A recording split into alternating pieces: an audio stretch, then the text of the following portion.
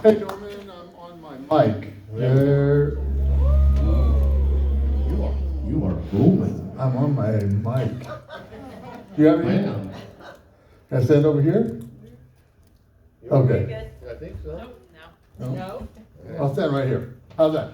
All right, so welcome to West Valley Center for Spiritual Living. My name is Reverend Clyde Goins. I'm the assistant minister here, and I want to welcome you on this beautiful Sunday morning.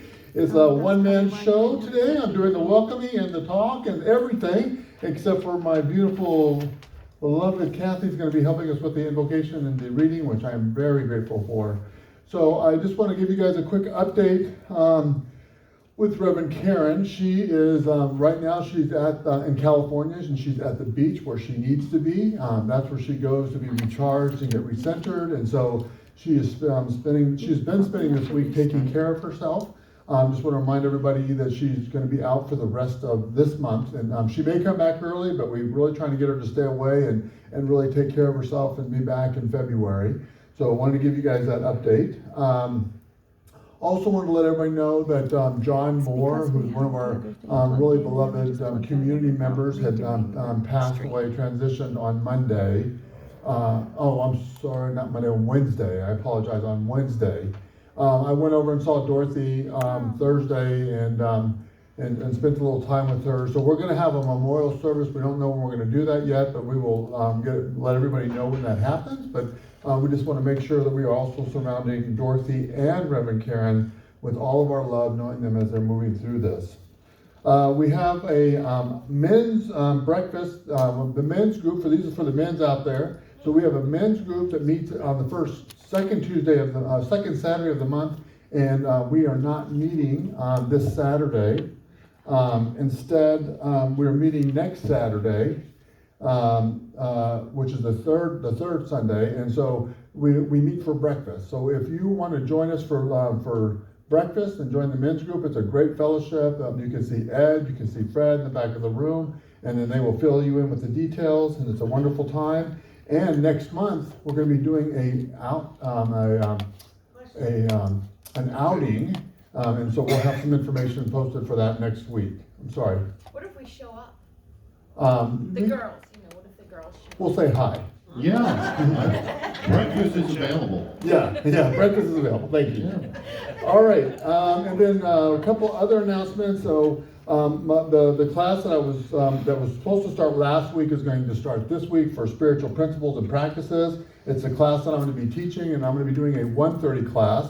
The people that were in the classes, they decided to join together. We're going to do one class at 1:30. So if you're interested, it'll be this Thursday. It's a 5-week class, and we're going to be focusing on spiritual principles and practices. Also want to let everybody know that because of the little increase or little blip, I guess we would say, that we've had with COVID, for me personally, I have switched over to the red badge. Okay, and for me, I think it's important that we all take care of ourselves.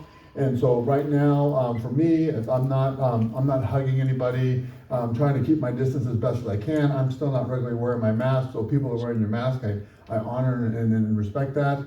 And that also, I want to let everybody know that we are not going to have fellowship we're going to postpone fellowship until February. So I just think let's get through January and get through and see what happens, and then we'll start up in February. We had a great turnout last week, And so I know that everybody's ready just like I am, but I just want to move into it safely. And so we're just going to postpone it another month, and then we'll get back, get everything back to normal again. So anyway, so that's all of the announcements. And so now let's say our vision statement. Let's see if it's up there. Perfect. So let's say our vision statement together. We are a loving, joy-filled community, honoring the many paths to God, as we learn and live the science of mind principles. And so it is. All right, so now if we could just sit back and relax and open up your hearts and minds to the Bradford's beautiful music, and you're knowing that you're in your spiritual home here with us. Thank you.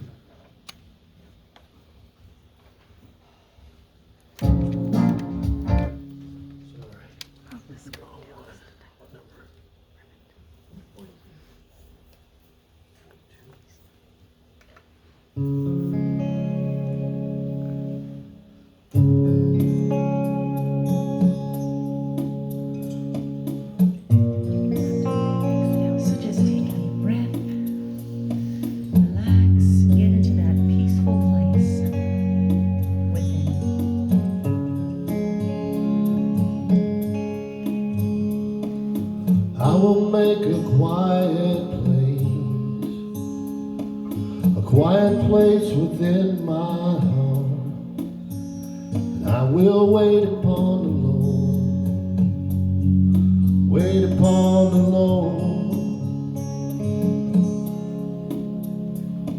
Be still, my soul, be still. Be still, my soul, be still. Be still and know.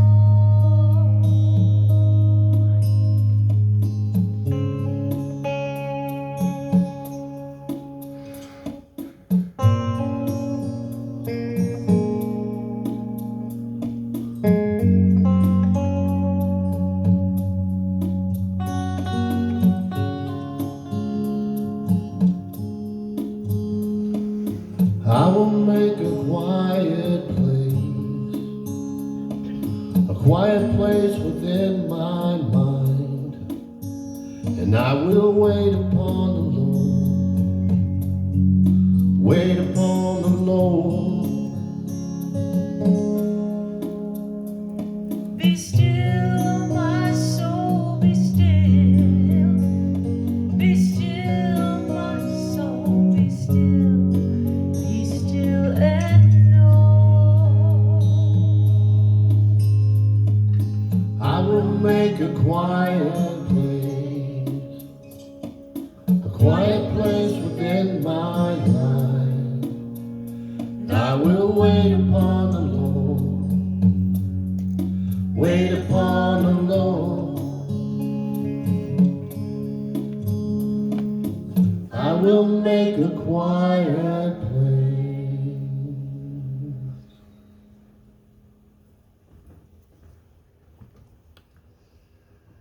Good morning. In this sacred time, in this sacred space, there is only one mind, one infinite intelligence that is the essence of all there is, all there ever has been, and all there ever will be. And we are one, individualized with this one mind. We are love, joy, beauty, peace, abundance, prosperity, freedom, light. This is who we are intrinsically, and this is what we show to those around us. And in the sacred space, there's love. That's all there is, love and peace. And I want to say a word of blessing for Reverend Karen, knowing that she is doing exactly what it is she needs to do. I want to say a word of blessing for the Bradfords and their wonderful music that always lifts us up and always brings us together. And a word of blessing for Reverend Clyde and his wonderful message today that we can actually take with us and use and take to the outside world and improve our world. And I just give thanks that this is so. I give thanks that this is absolutely perfect, unfolding exactly the way it's supposed to. And I just release this into the law of knowing it is already done. And together we say, and so it is. Okay. So I'm reading out of my extension study workbook today. It always has good stuff in it. It's kind of like reading out of the text, you know. Our minds are mental pools through which flows the thoughts of good, which are the thoughts of love and generosity, goodwill, peace, poise, and power. Wherever there is stagnation in our mental lives, we shall discover that the reason is because we have not permitted this flow. Everything moves in circles. This is the way of life, and what we refuse to give, we refuse to accept. Nothing is more important than that we learn how to forgive both ourselves and others. Jesus carried this proposition to a completely finality when he forgave the man who died on another cross beside him. It seems to me that this forgiveness was one of the greatest lessons of the cross. There's another instance in history which shows the same sublime attitude as that of Jesus. When Mahatma Gandhi was assassinated, his last act after receiving the mortal wound was to make the sign of forgiveness with his hands. Jesus and Gandhi, two of the greatest spiritual geniuses of history, each knew the necessity of the human mind to relieve itself of the burden of condemnation, and each made the supreme sacrifice as an object lesson to all humanity that even God cannot give us what we refuse to accept. Words to think about. And so it is.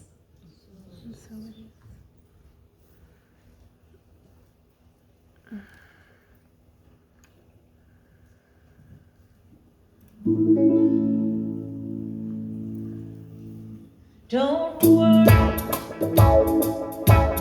a thing, 'cause every little thing is gonna be alright.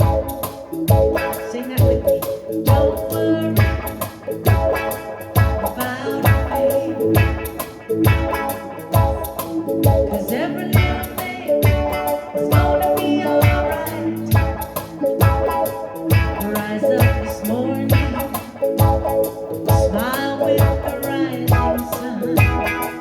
Three little birds perch on my doorstep, singing sweet songs of melodies pure and true. Singing, this is my message to you. Here we go. Don't worry about a thing, 'cause every little thing is gonna be alright. Don't worry about a thing, 'cause every little thing is gonna be alright. It's Sunday morning at CSL today. We are so blessed here at this center with Reverend Clyde, with messages pure and true, saying, this is our wish for you. Don't worry about a thing, 'cause every little thing is gonna be alright. Say don't worry. Don't worry about a thing,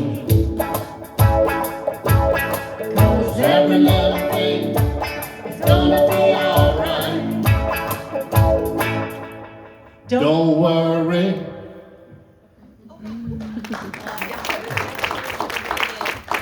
Thank you very much. Where did that song come? That's a Bob Marley tune. Oh, wow. They had Reverend Clyde in that song? He forecasted it. Okay. That was a great song. Thank you guys very much. And that's exactly how I feel every time I walk through these doors. I don't worry because I know I'm spiritually home. And even on days when I have little challenges going on, I also come up here and spend some time in the sanctuary by myself and just feel the love that's here in this place. So I am really happy to be part of this community. So, and I say this all the time, that we come together every Sunday to remember our truth, that we're whole, perfect, and complete just the way we are. And that's what we don't have to worry, because everything will be all right. All right, so thank you. So the title of my talk today is Path of Nonresistance. And my talk title, and the way that I'm moving into year 2022, was inspired by Michael Singer's books, Untethered Soul and The Surrender Experiment. The premise of the books is about accepting life the way it is right now, being responsible for my happiness, and knowing that life truly supports me on my journey. The funny thing, though, when I was writing this, and the talk title, I kept on writing least resistance versus non-resistance. And I was like, what's going on in my subconscious to make me keep, I'm struggling with this whole least resistance versus saying non-resistance. And then I realized that non-resistance is a bigger leap in faith, and it nudges me to grow. So Sue always has these two wonderful services back to back at the end of the year. First, she has the Burning Bowl ceremony on December 31st, where that allows us to release whatever we need to release before the end of the year. And then the following Sunday, she has a service that we focus on doing a value assessment process and setting intentions for the new year. I love how she explained setting intentions is about moving in the direction that supports our good. And I want to add to a spiritual practice that will help us experience the life we want in 2022. So I remember about 15 years ago, I read the book, The Four Agreements.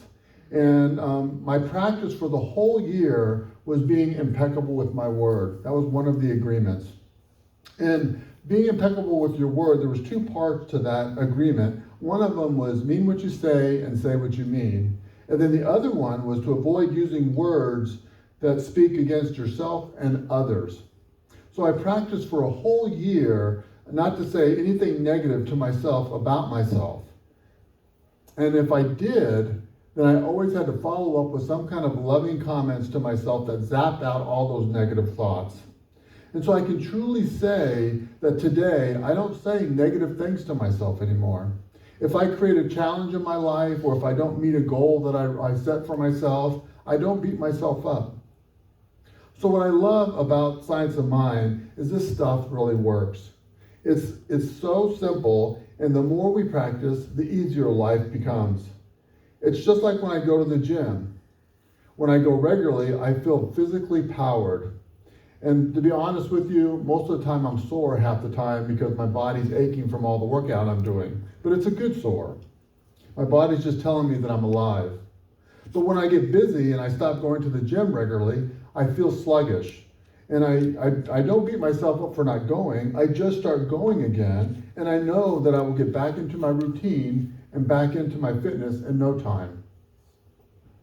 So what is this practice, Path of Nonresistance, and why is it important? When we learn to accept life right now, we stay present and we're open to our options. We make choices that support our good, and we experience the life that we want to live. So Michael Singer says, stress only happens when we resist life events. And so I looked up stress in Google, and Google's definition is stress is a feeling of emotional and physical tension, a feeling of being overwhelmed or out of control. When we don't accept the way our life is right now, we are causing stress in our lives. Everything that we are experiencing in our life right now is a culmination of all of our beliefs, our decisions, and our actions from the time we were born until now. So Michael Singer invites us to look at all of our experiences as events that occurred. We add the experience because we hold on to our past or we worry about our future. We project all this stuff on the current event that has nothing to do with what's the current situation. I know right away when I'm adding my history, my baggage to any situation, the event feels heavy and sometimes scary. We are creating resistance when we add our baggage to any event. So we need to practice accepting the events in our lives and stop wasting energy resisting what has already happened. We cannot change what has manifested in our lives. When we are resisting a current event, we are struggling with ourselves and not the actual event. We are always at choice, but when we're resisting, we forget that we have the options. So I've shared this story with you before. I have had several events in my life that have made me believe that my dad did not think I was good enough or strong enough or smart enough, and I carried it into my adult relationship with him. Then a few years ago, we had the opportunity to clear the air. For years, as a young professional, I did not think I was a good leader because of an event that happened to me during Desert Storm. So I went to Desert Storm.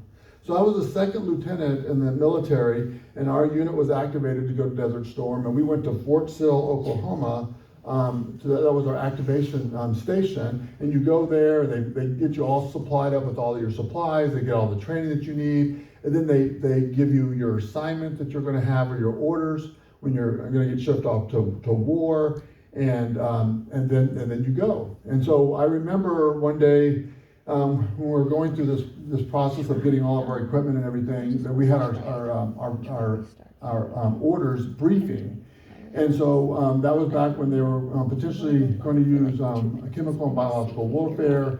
And so they were talking about that our unit would be a decontamination station. So if you're familiar with like the show MASH, my clearing company was the military clinical or medical company that was in front of MASH that would send patients to MASH. So we were in front of them. So we would be a decontamination station if if he started using chemical and biological warfare. And so we saw these videos on blood agent and nerve agent, and it scared me to death. I was terrified, and the bottom line is I didn't even think I was coming back because basically, you're decontaminating all these people and it's all this liquid, so everybody's going to get exposed over some point in time. So I was really afraid of what I was going into, and I remember after we had the briefing, I left, and this was before cell phones. So I walked far away from where our unit was housed in another area and to find a payphone to call my parents. So I called my parents, told them kind of a little bit what was going on, and I was just bawling my eyes out and telling my parents how afraid I was. And my dad told me, he said, stop crying, that I had a platoon of men and women to take care of, and I needed to be strong. So in that moment, I was scared, and I needed my dad's love, and I needed his assurance. And he gave it to me the only way that he knew how. So I never cried again or shared with him any of my worries. So fast forward years later, one day we were hiking, and just the two of us, and we talked about that day. We talked about that event, and we were able to share, what was going on with me, and he was able to share what was going on with him. And he shared with me how proud he was of me, but how afraid that he was. So all of his Vietnam experiences made him fearful for my life. So we had a lot of healing that day. So the Science of Mind teachings and principles and practices gave me the willpower to confront and change the beliefs I carried for years. Now, when I look back on the experience, all I see is love. I have a wonderful relationship with my dad, and I know that I am a good leader. So I am a big fan of DC and Marvel movies. I go to the movie theater, to the big screen, so I can watch all these superhero movies, and I love how they're always saving the world. They have superpowers to change the world, and we have superpowers as well. We have willpower. So Michael Singer says will is a real force that emanates from your being. The power of self, when it is concentrated and directed into physical, mental, and emotional realms, creates a force. And he called that force will. Another way that we say willpower is our conscious attention. We know that we have the power to change our life just by changing our thinking. This superpower or willpower can change our physical body and change our extended body, which is the environment around us. So every event in our life that we are experiencing reflects our thoughts and our beliefs. We have the willpower to hold on to those old beliefs and experiences that can create unnecessary stress in our life. We have the willpower to change our physical world by simply changing our thinking. That superpower is already available to us. Nothing can be overwhelming or out of control for God. So we are the microcosm of the macrocosm. So our spiritual practice is what helps us develop that willpower. The spiritual practice that supports the path of non-resistance and builds up our willpower is meditation. There are so many proven benefits of meditation. It improves our mental, physical, and our spiritual life. I can tell the difference when I'm not meditating regularly. I want to talk about how meditation can help increase our willpower. So meditation quiets the mind chatter or the noise. Our meditation practice does not stop the chatter, but it quiets the noise. So this cartoon, I ran across this cartoon and I thought it was perfect for what I'm trying to explain here. So the first guy is saying, "What the hell is that?" And the second guy says, "That's just my mind." Right? And so I'll share with you guys, when I wake up in the morning, that's what I look like. So I have to be very careful because as soon as I wake up, my mind starts working and then I can't go back to sleep and I just have to get up. And it could be 2 or 3 o'clock in the morning. I just get up and I have to get up because there's no need to go back to sleep because it ain't going to happen. So we have so many thoughts going through our mind all the time, all at the same time. This keeps us stuck in the past or worrying about the future. Our willpower can hold our experiences in place, and when we are not living a conscious life, we don't get to experience our events in the present moment. So I teach a class, or I've taught classes on meditation, and this is one of this slide here is one of the ways that I teach and explain how meditation works. And so basically I start off, and that top squiggly line that goes around in loops, what that is those are thoughts that are coming into our mind, and we have a conversation with them, right? We start talking about them, we start fighting with them, we want them to stop, and we're trying to meditate, we're trying to tell them our thought that we're trying to meditate, and before long we're not meditating, we're just arguing with ourselves, right? That's what it's like, right? And so when we start meditating, that's what we're experiencing. Most of the time when we first start out, that's what we're experiencing.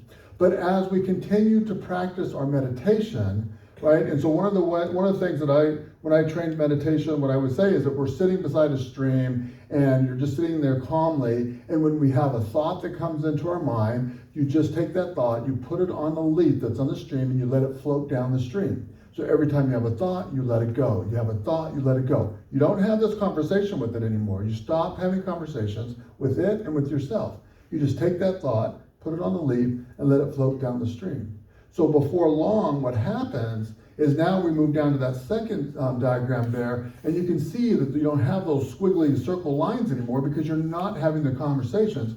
You're still having the thoughts, right? They're still coming, but you don't have attachment to them, right? And so you're letting them go. And so now the thoughts come and they go. They come and they go. They don't stay and hang out with you, right? And then the most incredible thing starts happening. And this is how meditation works. At that point is that when you start having conversations with those thoughts and you start observing those thoughts and letting them go, you begin to have gaps between your thoughts. That is where that divine presence is. That is where peace is. So people think that meditation is about quieting your mind and stopping the mind chatter.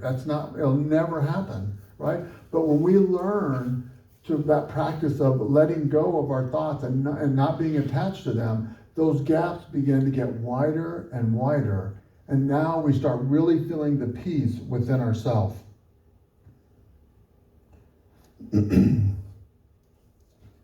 So our meditation practice can charge up our willpower.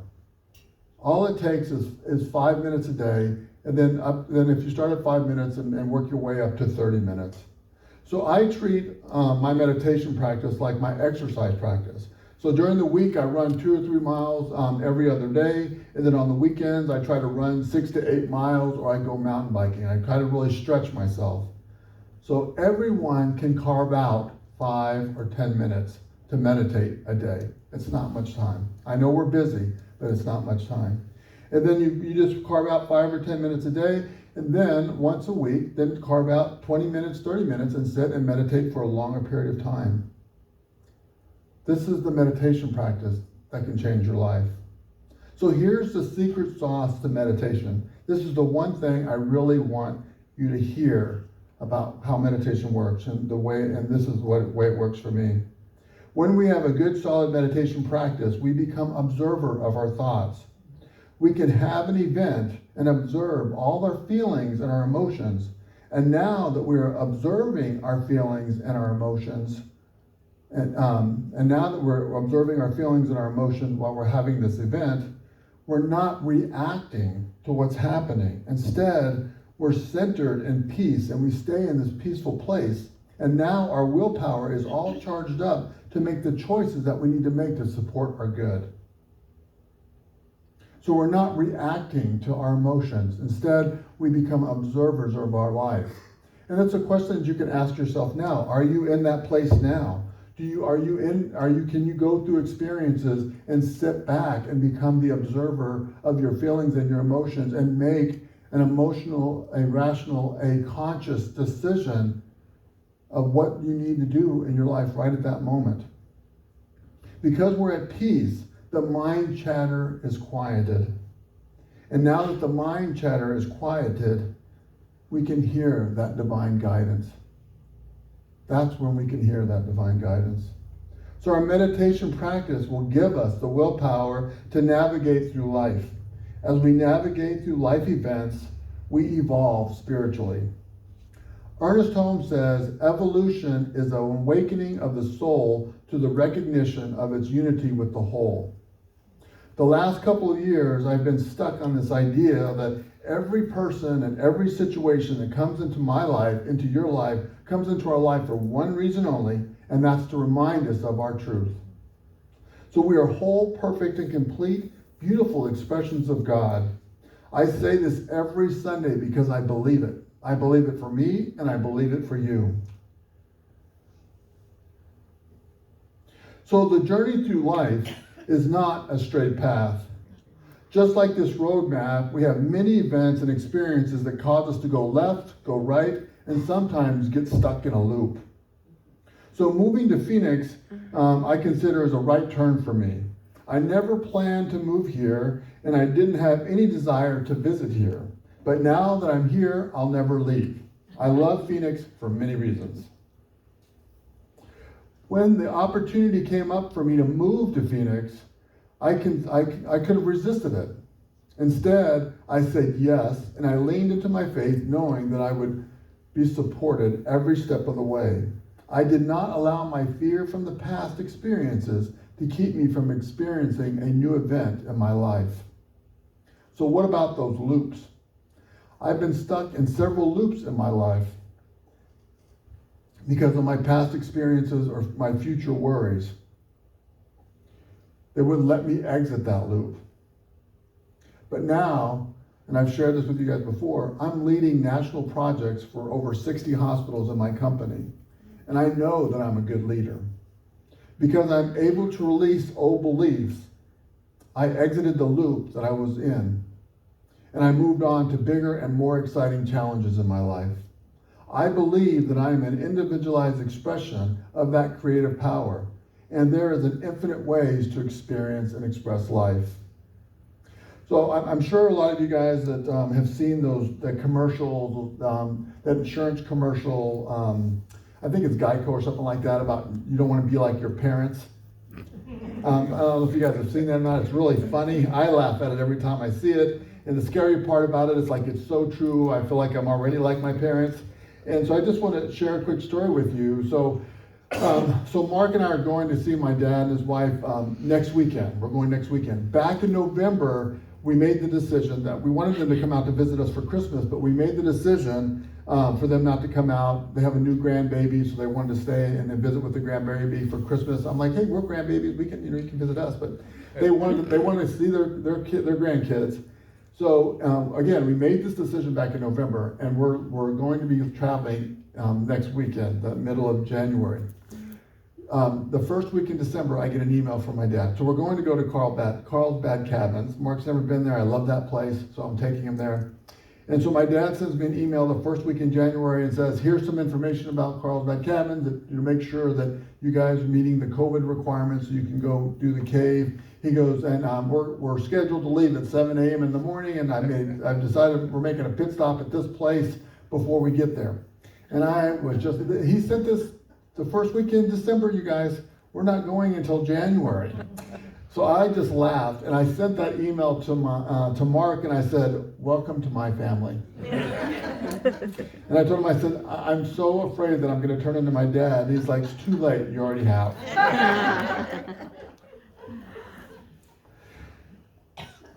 So let's step back for a second, and let's look at the bigger picture. God is our creator. We are created in the image of perfection with infinite possibilities, and our whole journey through life is about understanding and accepting that we are beautiful, individualized expressions of God. Every Sunday we talk about qualities of God. We talk about love, we talk about creativity, beauty, health, wealth, intelligence. We all have all the same qualities because we are spiritual beings having a human experience. But we forget. We forget that we are co-creating our life. We forget that we are never alone, that God loves us every single day. We forget that our challenges that we are experiencing are never too big for God. So let's start off this year anchored in truth and continue to evolve as we learn more spiritual principles and develop our spiritual practices. So join me in using our superpower to walk on this path of non-resistance and experience the life that we want to live and change the world that works for everyone. And so it is. And so it is. So let us pray.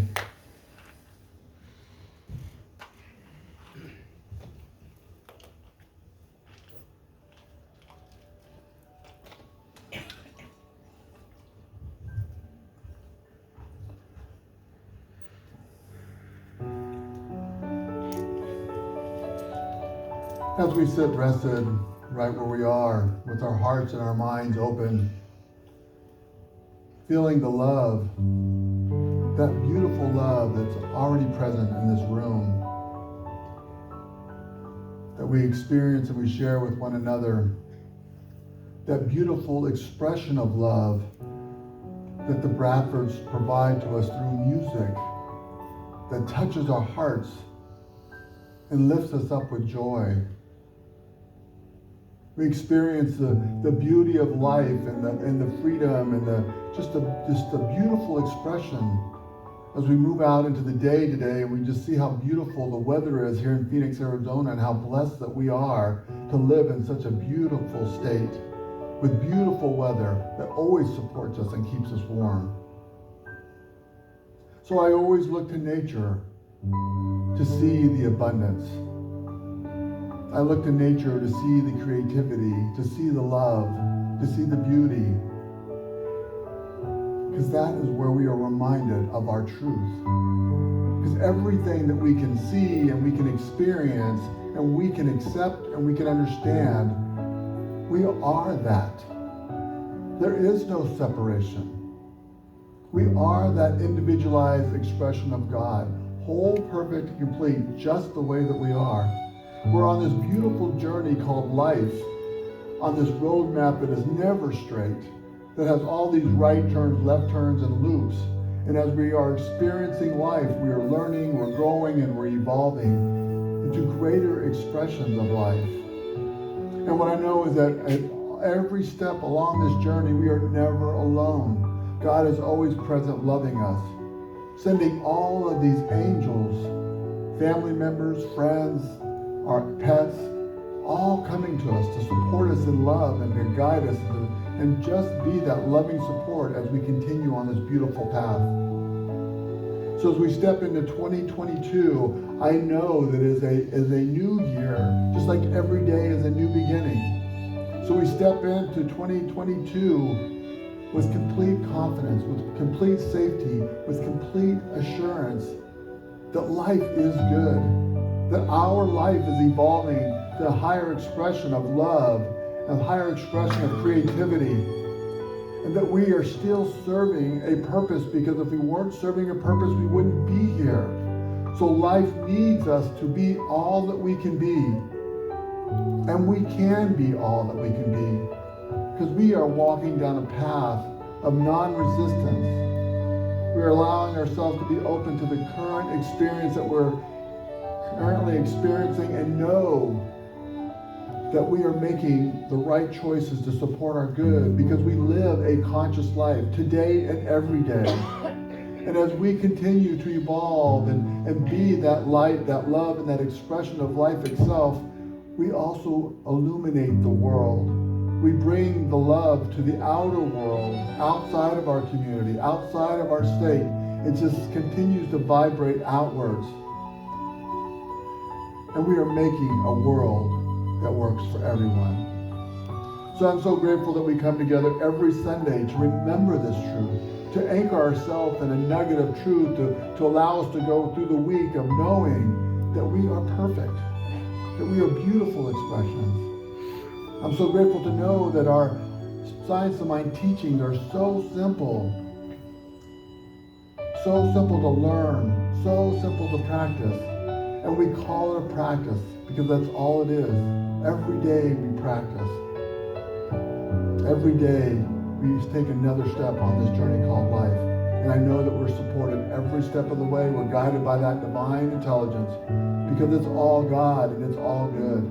So I simply release this prayer into the law, knowing that it's already done. And together we say, and so it is.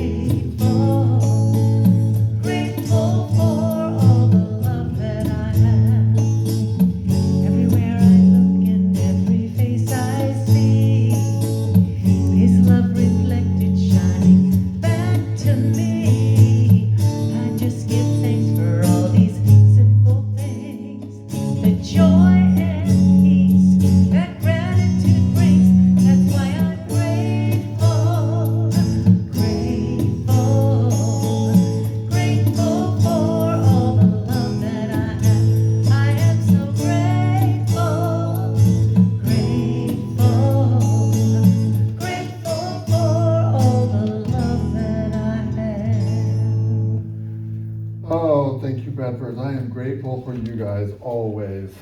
So now is the time to celebrate the abundance of our life and the abundance of our community, knowing that we are always supported in our life every step of the way. So I want a couple of quick reminders. One is that we are not passing around the offering plate. What we do here in our community, we made the decision. We have offering bins or black boxes in the back of the room. We have also one in the bookstore area. So if you'd like to drop off your offering in those boxes, that would be absolutely wonderful. We can also do it online. We have an online process as well.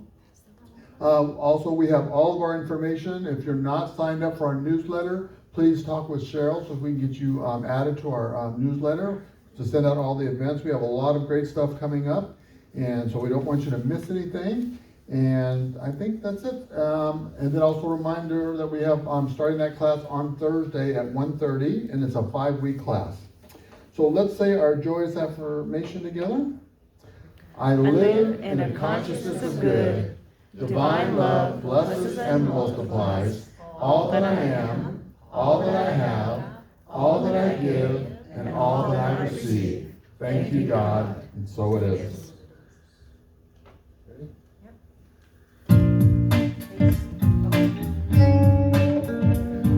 Please rise for our last song. Here we go.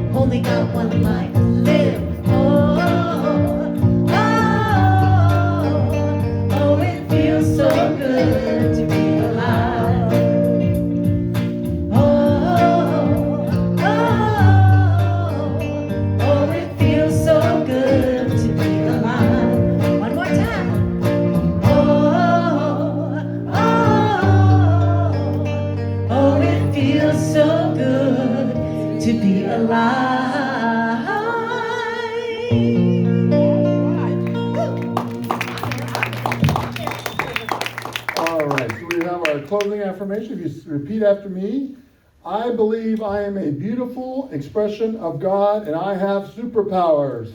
I believe I am an expression of God and I have superpowers. I can change my life, I can change my life, the world, just by changing my thinking. by changing my thinking. And so it is. And so it is. Have a wonderful day, everyone. Thank you.